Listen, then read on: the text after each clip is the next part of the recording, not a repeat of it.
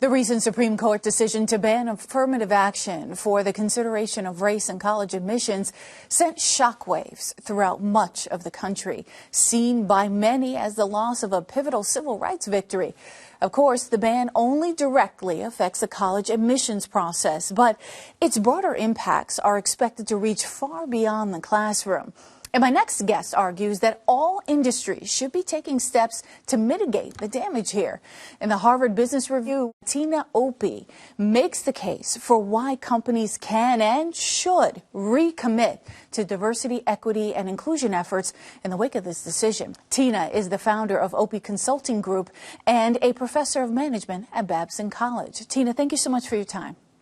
Thank you so much for having me, Crystal. So, I've been on this side of the desk for roughly 20 years, and reading this story when it broke was still surprising to me, still shocked me. I'm interested about what your initial thoughts were. I mean, you penned them so well in this piece, but just having been in this field for as long as you have, I mean, what were your first initial reactions? So initially, I'd like to say that I was surprised I was not, because we have seen the writing on the wall. And if you're a student of history, you know that it seems to be when it comes to the rights, civil rights, every few steps forward is more steps backward. So the pendulum has swung throughout history. So I was not surprised. I was disheartened and disappointed. And so I reached out to my co-author, Dr. Ella Washington, because she and I have been, many people in this field and in society have been talking about the issues that came about with SCOTUS's affirmative action decision. And I think we were sort of numb, but then immediately ready to get to work, which is why we co-wrote this piece in the Harvard Business Review. Of course, this centered around college admissions, but you talk about how this is going to affect hiring pipelines, and citing UCLA as an example of that. Could you break that down for us a little bit? Yes. So in the past, we have seen specific colleges or universities or systems decide that race-conscious admissions were no longer acceptable. And that led to an immediate reduction in the diversity of students coming through their pipeline. And so that does not bode well for what this might mean for universities and colleges throughout the country. So we're very concerned about that because, of course, organizations and workplaces often go to colleges and universities for their own workforce pipelines. And so this could mean that we will see a reduction in the diversity of the workforce as well. On top of that, you add that there are over 30 state and local bills eliminating DEI funding and practices. And we know that we're seeing that in perhaps workplaces here in Massachusetts where we are. I had a conversation with leadership at the NAACP convention recently, and we're seeing that already. I mean, yes. What are you seeing in your research as well and connected to that? Well, in our research, so what we like to say, and I'll mention Ella, my co-author, when we were talking about the article and preparing for it, we are both also consultants. We have consulting practices where we focus on leadership and culture and DEI. We're already beginning to see sort of a bifurcation. I would say actually not into two parts, but maybe three parts. So there are those organizations who may have initially been committed to DEI, but they're saying, wait a minute, I don't know if I signed up for this, or perhaps they were more engaged in performative DEI, so they're sort of backing out. Those are the organizations that may be firing DEI professionals, slashing budgets, et cetera, et cetera. Then we have those people who may be waiting to see what happens. They're not quite sure. They may have hit pause on their DEI initiatives. And the third camp, I'd say, are the people and the organizations who are doubling down, who said, no, this is a value that we have. We know the benefit of a diverse workforce. We are going to prepare ourselves, steel ourselves, and recommit to our DEI initiatives and our leadership initiatives. And we hypothesize that those are the organizations that will have a competitive advantage in the long run. There may be some storms coming up, but if this is truly a value, if you really understand the value of DEI, then the backlash that we're getting, which again is connected to history, is not something that's going to blow people off the course. I love how you put, companies, organizations that are formally safe in this space. But we all know, especially, as African American folks, myself as a black woman, I'll use myself as an example, the microaggressions, the pulling back of the opportunities that we saw in the wake of Ferguson, in the wake of the resurgence of the Black Lives Matter movement. And informally, are we seeing these spaces become less safe?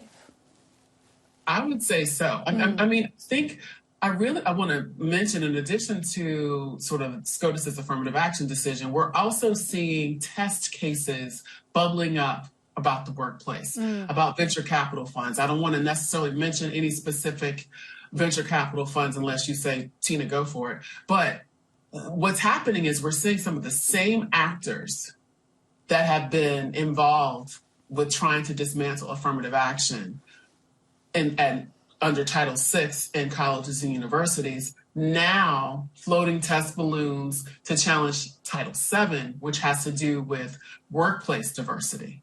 And I think it's critical that we acknowledge, this is a long answer to your question, that there are forces behind the scenes that are not at all interested in creating safe and equitable workplaces. They're interested in maintaining and potentially increasing the power of historically power-dominant groups, white people, men, wealthy people, et cetera, et cetera.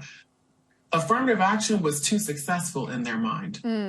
And so, for example, the venture capital fund, I won't name it, but my understanding is that there is a venture capital fund that was started by two Black women, and it is being sued by one of the same actors in the Harvard and the UNC Chapel Hill affirmative action cases. And he's found plaintiffs to claim that they were discriminated against because they did not receive a grant from this fund. When, according to the statistics that were shared, Black women receive, you ready for this?